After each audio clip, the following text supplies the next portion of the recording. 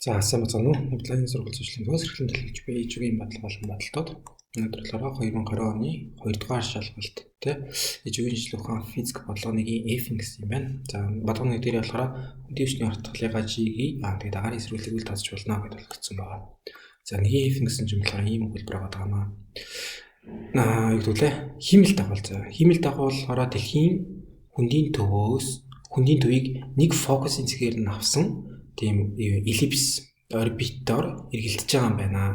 Тэгэнгүүтээ хиймэл дагуулын дэлхийтэй хамгийн ойрхон үед дэлхийн хөндийн төвөөс хиймэл дагуул хоёрын хоорондох зай маань болохоор дэлхийн радиусын 5 дахин их авсан тийм зайтай байгаа юм байна. Тэгээд хамгийн ойрхон үед хиймэл дагуулын хурд нь хамгийн хол үеийн хиймэл дагуулын хурднаас 2 дахин ихээ гэж өгсөн юм байна. Тэгэнгүүтээ хиймэл дагуул дэлхийгээс хамгийн хол үед хиймэл дагуулд дэлхийн татах хүч үйлчлээ шүү дээ. Тэр татах хүч дэлхийн гравитацийн хүчний хэмжээ дараа нь хиймэл дагуулахаараа дэлхийн гадарга дээр хөвтөж байгаа үеийн гравитацийн хүчнээс хэд дахин бэ гэж. Тийм л юмсан. За бодлого нь болохоор өөрөө юм байна тийм үү? Эллипс орбит те яг тойрог биш нэг юм эллипс орбит. Эллипс орбит дээр маань болохоор хоёр фокусын зэг байгаа тийм үү? Тэгсэн чинь нэгэн дээр нь болохоор дэлхийн маань очих юм байна. За дэлхийнхээ нэнгүүтээ радиусыг нь R гэж тэмдэглэж юм бол за хиймэл дагуул маань дэлхийдээ хамгийн ойрхон байна гэдэг чинь болохоор энэ зэг дээр ирэх гээд байгаа тийм. Энэ зэг дээр байхад нь болохоор 5R зайтай юм бол дэлхийн хөндийн төвөөс нь тийм үү 5R зайтай хиймэл дагуул маань. За тэгэд энэ үед болохоор хурд нь 2 V хурдтай гэх юм бол хамгийн хол үедээ энэ дэлтэндээ энэ үедээ болохоор V хурдтай байхад. Хамгийн хол үедээ V хурдтай байдаг гэхэд хамгийн ойрхон үедээ бол 2 V хурдтай байх юм байна. Тэгээд тэр үедээ 5R зайтай байгаа юм байна. Асуусан юм нь болохоор яг одоо дэлхийн гадарга дээр хиймэл дагуулан байж байгаа үед гравитацийн үйлчлэг хүч болон энэ хамгийн хол байх үед нь үйлчлэх гравитацийн үйлчлэг хүч хоёр. Тэр хоёрын яг харьцааг нь болох гэдэг байхгүй юу? За энэ дэр тэгсэн чинь болохоор би юу оруулж ирэх гээд байгаамаа. Өнцөг момент гэж үү те? Angular momentum гэж байгаа. Өнцөг момент хадгалагдана гэдгийг хишээлж бодлого. Conservation гэж. За биений гаргалгааг болохоор хоёр янзаар хийж болно. Тэгэхээр болохоор ингэ хийчихдэг үү? Юу гэдүүлээ? Энэ ингээд дэлхийн маань байж байгаа гэдэг. Энэ болохоор хиймэл дагуул маань байж байгаа гэдэг тий. Зөвхөн дэлхийгээс хиймэл дагуул хүртэлх гэж R radius нь болохоор R одоо нэг чиглэлэгч вектор нь тий. Нэг ийм вектор шүү тийм үү? За тэнгуүтэй болохоор эндээс яах юм? Түлхэж байгаа бол ийшээ одоо төвөөс цутах хүч энэ гэх юм бол ийшээ яг R-ийн дагуу тийм үү? Тэмүүлэх хүч гэх юм уу? Эсвэл одоо яах юм? Гравитацийн хүч маань болохоор яг энэ векторын дагуу чиглэн шүү дээ тий. Яг эсрэг дагуу биерээс өнцөг байхгүй гэсэн. Тэгэхээр энэ үед болохоор нөгөө эргүүлэх моментийг бодоод үзэх юм бол тий. Эргүүлэх момент буюу торк бодоод үзэх юм болохоор F-ийг үрждэг нь R гэж үчгээр энэ хоёр маань гол нь юу? F-ийн модуль үрждэг нь R-ийн модуль үрждэг нь синус шүү дээ. Синус тэгээр ч юм уу синус 180-аар бодохоор дандаа 0 гэдэг байхгүй юу? Тэнцэн 0. Ерөөсөө яг нөгөө татах хүчний хувьд бол тий татах хүчний хувьд бол нөгөө R вектор болон R векторын дагуу татж байгаа гэдгээсээ болоод энэ дээр ямар ч тийм эргүүлэх момент гарч ирэхгүй. Нөгөө юу гэдэг хөшүүрэг байх юм бол тий хөшүүрэгтэй чинь би болохоор нэг ийшээ F-ээр дарлаа гэж ийшээгээ тэгвэл цагийн зүйн эсрэг дагуу эргэх момент гарч ирэх юм байна гэж ярьдаа шүү дээ. Тэгсэн чинь энэ тохиолдолд дээр болохоор хүч нь нөгөө нэг энэ R векторын дагуу байгаад байгаа болохоор ямар ч тийм эргүүлэх момент гарч ирэхгүй. Эргүүлэх момент гарч ирэхгүй гэдэг маань өөрөө юу гэсэн үг юм гэхээр буцаад D L-ийг ухаан дэйтэй тэнцвэрийг өнцөг момент хадгалагдах хэвээр буюу D би энэ R-ыг үчтэн P-гээр нь тавьчих. Импульс анд тавьчихтэй. Ингээд дэйтэй тавьчих. Тэнцвэрийг.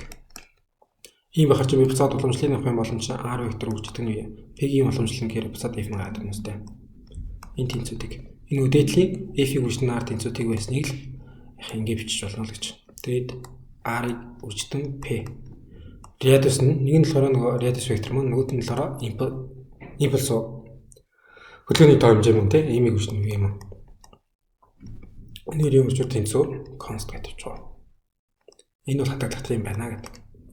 За нэг ингэж хийж болж байна. Аль эсвэл болохоор нөгөө юу лээ?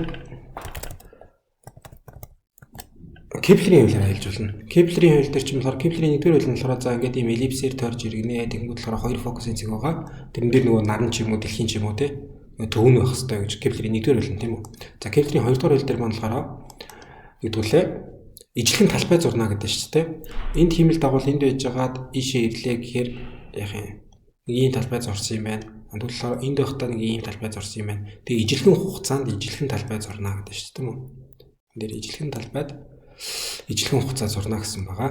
Кеплерийн 2-р хууль маань тийм. За энэ дээр болохоор бид ингэж ингэж те энэ дэлхийн манежийг энд хиймэл дагуул манежийг R вектор маань болохоор эндээс ийшээгээ чудалтай хийцэн R вектор гэж байна тийм үү. Ийшээгээ болохоор ингээд F вектор маань гарах уу. F биш ээ V вектор маань уу. Урдны вектор маань гарах. За тэгвэл болохоор энэ дээр зурж байгаа талбай нь гэхээр вирус энэ R V-гээр үрчиж идэх байхгүй юу? R V-гээр үрчижээ. R V-гээр үрчижээ гэдэг чинь юу болдог лээ? R үрчдэг нь V тэгээд кросс үржүүр юм чинь синус уттай тийм.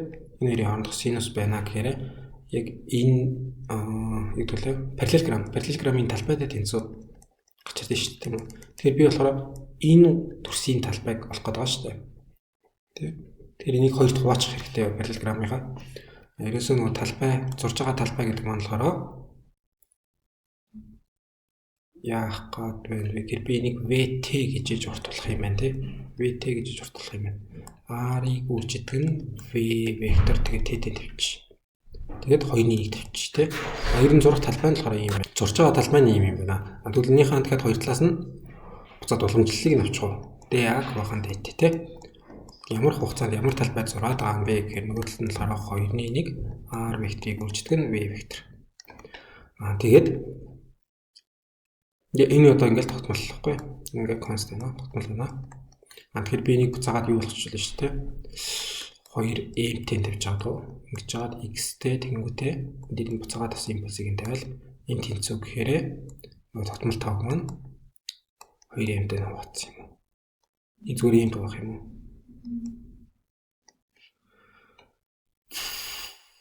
Ер нь нөгөө бие маань масс нь өөрчлөгдөхгүй хиймэл дагуул маань массны яхих тогтмол ингээд эргэлдэж явахдаа өөрөөсөө юм хаяад байхгүй гэх юм бол ерөөсөө буцаалынхын R-ын хүртэн бэдэнцэг консол гэж гарах гэдэг. Тэ? Кеплерийн 2-р хууль буюу яхих ижил талбай зурнаа, ижил хугацаанд ижил талбай зурнаа гэдэг маань болохоор бас л энэ нөгөө өнцөг момент татгалагдана гэдэгтэй яг адилхан ухтах юм шүү. Нэг үр дүнтэй юм шүү гэж хэлэх гээд байгаа. За тэгээд яхих өнцөг момент татгалагдана буюу R-ыг үржидэг нь P тэнцүү тогтмол байна гэдгийг ашиглангууд болохоор энэ дээр уул нь болохоор юу гарч ирэх хэвээр R-ын урттай тэгснэ P-ийн урт тэнгууд дахиад синус удаа бол гарч ирэх хэвээр байхгүй юу? Бидний одоо бодож байгаа тохиолдол маань болохоор хамгийн амархан нь нөгөө хамгийн ойрхон үедээгээд синус 90 градус хамгийн хол үедээгээд дахиад синус 90 градустай. Тэгэхээр синус 90 дээр энийг юм чинь бид болохоор синусыг хаяа явуулна гэсэн үг шүү дээ тийм үү. За тэгээд яхаа хамгийн ойрхон үедээ болохоор 5R зайд байгаа. Импульс нь болохоор яхаа M2V тавьчихсан. 2V хурдтай байна гэсэн шүү дээ. Хамгийн хол үедээ гэхээр ямар зайтай байгааг мэдэхгүй X-ээр нь тавьчих. Тэгээд M гэснээ яг хурд нь болохоор V байна гэсэн шүү дээ тийм үү. Тэгэхээр эндээс V-ийн дараад V-ийн дараад M-ийн дараад M-ийн дараа хийчих юм бол X тэнцүү 5-2 үржээд 10R гэж. Энийг гол нь гаргах гэдэг байгаа байхгүй юу? Тэгээ өнцөг момент татгалагдана. Энийг болохоор гэдгүүлээ татах хүч маань R вектортойгоо ижлэхэн чиглэлтэй байгаад байгаа.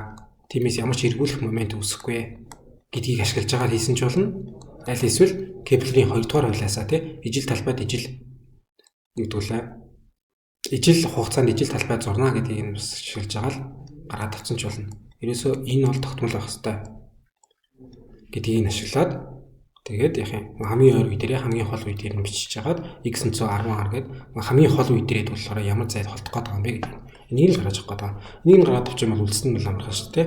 Гравитацийн хүч гэдэг бол универсал тогтмол 2 биеийнхаа масс тэгмүүдээ хоорондох зайн квадрат гэдэг тийм үү. Яг дэлхийн гадраг дээр өршиж байна гэж юм бол дэлхийн үндэний төгсөө R зайтай байгаа юм шүү. Тэгээд R квадратын тавьчихна.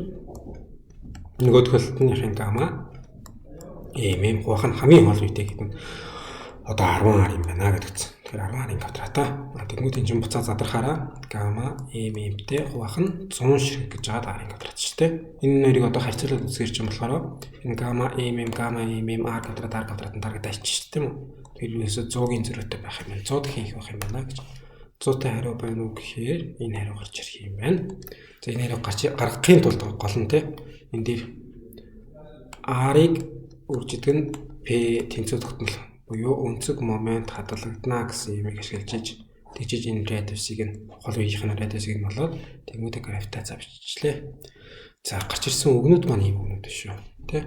Хиймэл дагвал эллипс орбит, фокусын цэг, дэлхийн хөндий дөө хамгийн хол хамгийн ойр үедээ. Зайн юм байна, радиус нь юм байна. Хурд харьцаа, хэмжээ, тэг гравитацийн хүч гэж юм гарч ирсэн юм байна.